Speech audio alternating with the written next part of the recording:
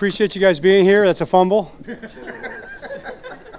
Those are bad, very bad fumble. You have to jump one. Yeah, that's right. That's a great point. You can't just lean over. That's right. You get on the ground, you curl up around it. Protect your shoulder. Yes. Yeah, oh, that's a shot. That's a shot he's taking at me. I appreciate everybody being here. We're looking forward to the next challenge in front of us. Had a good practice today, and we're getting ready for the Raiders. What questions you have? We didn't see Lamar out there in practice. Why was he not? Yeah, we had a number of guys that weren't out there. Some personal, some physical. So injury report comes out Wednesday afternoon. So you'll be better advised on that day regarding all those guys. Coach, 2 sacks, 7 quarterback hits against the Chiefs. What do you think of the pass rush? I thought the pass rush was good. You're rushing Patrick Mahomes. I'm a little disappointed a couple times he got out, but I really haven't seen a game where he hasn't gotten out to some degree to extend plays. I thought we got him a number of times, kept him in the pocket pretty darn well, all in all, pressured him. I felt good about it. Can it be better? Absolutely, it can be better. And in some cases with Patrick, just like it's going to be with Gardner Minshew, because they're mobile guys who move around, no one better than Patrick Mahomes. But just a matter of just being patient enough to go ahead and wrap him up. Those are the things I think that we can do better, and we talked about that today. When were you notified about this point of emphasis about the formations, and are you satisfied that point made it's not going to be an issue going forward, or how do you approach it? Well, yeah, we had the officials here in the preseason, and we talked to them about it, lined up. Ronnie lined up probably closer than he did in the preseason practices in all those times, and then they called him. So we do have data on that. We have tracking data. They got the chips in the shoulder pads, so we know exactly where Ronnie was lined up relative to where their guys were lined up. And I'm not worried about it going forward. I thought Ronnie was in reasonable position there most all the time. I do think the adjustment that needs to be made is like during the course of the drive. If it's something that you didn't expect and it's totally different than they're calling the game, you got to make the drastic adjustment right away, and then we'll talk about it later. And Ronnie actually thought he was doing that. So when you watch the tape, I think what he said bears out. John, after the game, some of the players were talking about communication, defense. Can you be more specific what's going on there? Communication on defense. Our issues on defense were we had a missed assignment, that hurt us. That's something that was really not so much a communication issue, just a volume issue probably as much as anything. We're looking at that really hard. First game of the season in that kind of an environment. The other issues were more just the way we played the plays. So I don't think maybe communication was used in kind of a general term. I think the substitution issues were legit, if you want to call those communications, certainly. Probably we had too many substitution groups up, to be honest. I think we were trying to play a lot of different guys and get them in there situationally against a no-huddle team.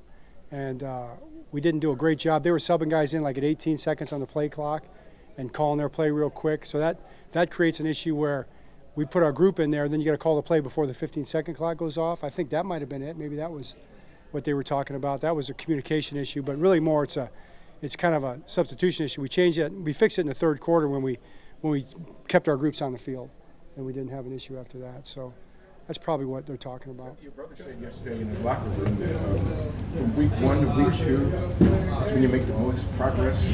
Would you agree with that? I've been saying that for 17 years here, and I would say that, and that's what, I appreciated about, I think, what our guys were saying after the game, and taking that kind of positive approach, not in any way the Chiefs, they're a great football team. They won the game because they played the winningest football. They made the fewest mistakes, and that's why they won the game.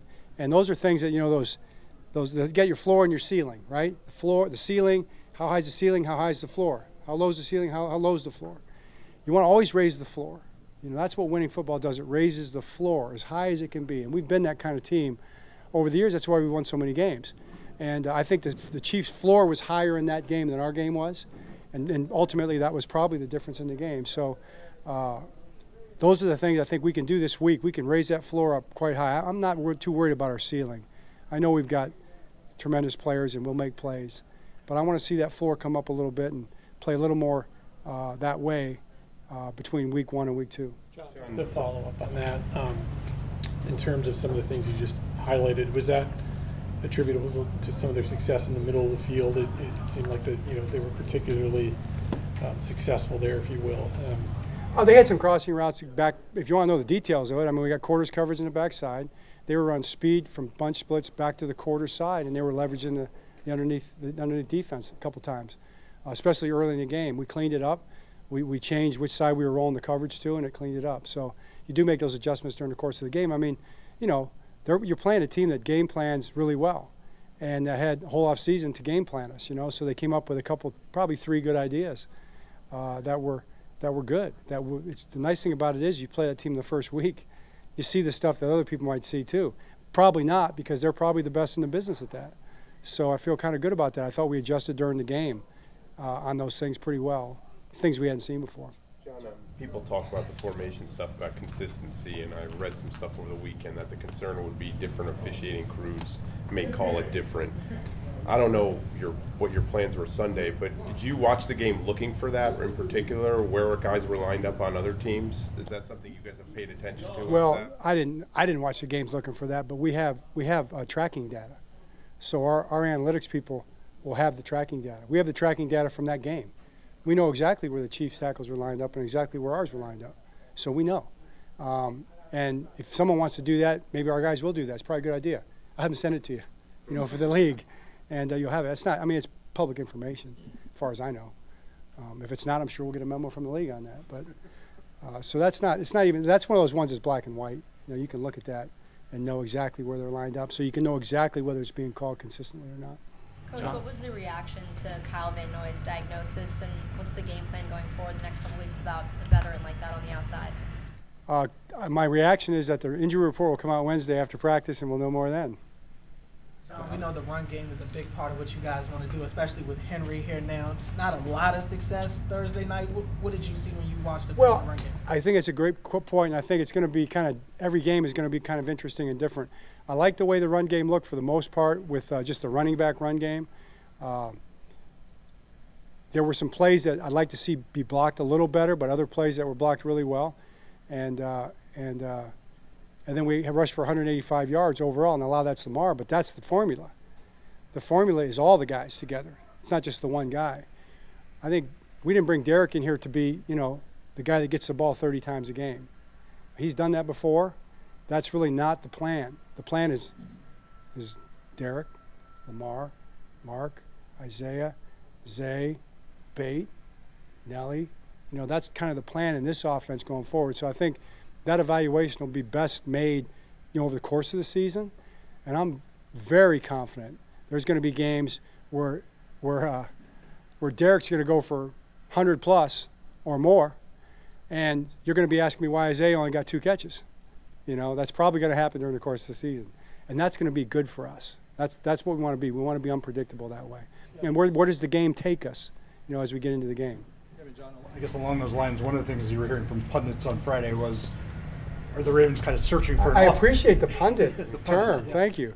Are they searching for an offensive identity? And you were sort of just touching on that. Do you feel like you're maybe going to have a different offensive identity week to week to some degree? Or? Well, you're going to use your different weapons week to week. I feel like an offensive identity is definitely something that you develop over the course of time. We've had a lot of iterations of offensive identities over the years, especially since Lamar's been here. But they do start with your quarterback. If you look at the Chiefs, it definitely starts with Patrick.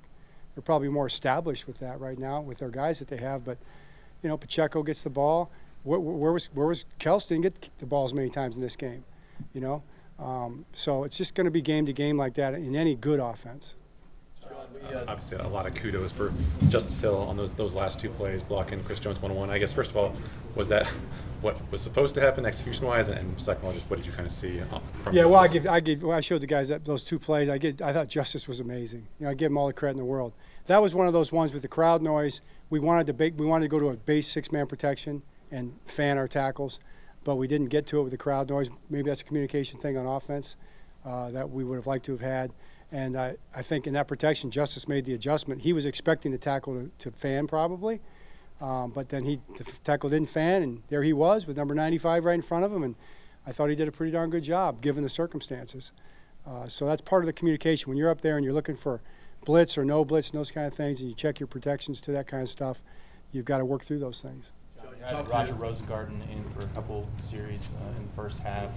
Are you guys pretty committed to giving him more game action, finding opportunities for him to play a little right tackle?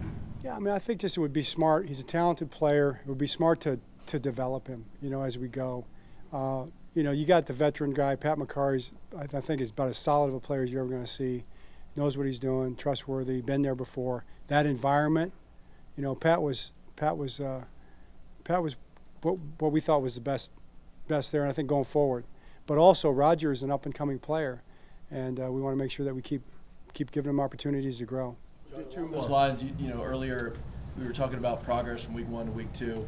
It happens for all players. How much of that progress do you want to see on that offensive line, among everybody? And I guess from a chemistry How much? I'd like to see it be 10 million times better. That's what I want. But you think it'll be 10 million times better? Is it gonna be twice as good? Depends on the baseline. You're gonna get the baseline is pretty darn good. Baseline is pretty darn good in that environment against that defense. I'm not as like verklempt. Is that the right word? Verklempt? No, but go ahead. Okay, thanks. Appreciate that. It is a word. It doesn't bother me as much as it bothers you, obviously, or some others. I'm not too worried about the offensive line because I know how hard they work and I know how talented they are. And I watch all the other offensive lines in the National Football League.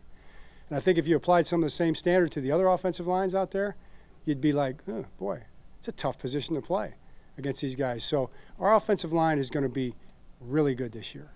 I believe that. And we're working hard towards that. So I'm not going to sit here and doubt those guys. I'm going to coach those guys. And those guys are going to get out there and play.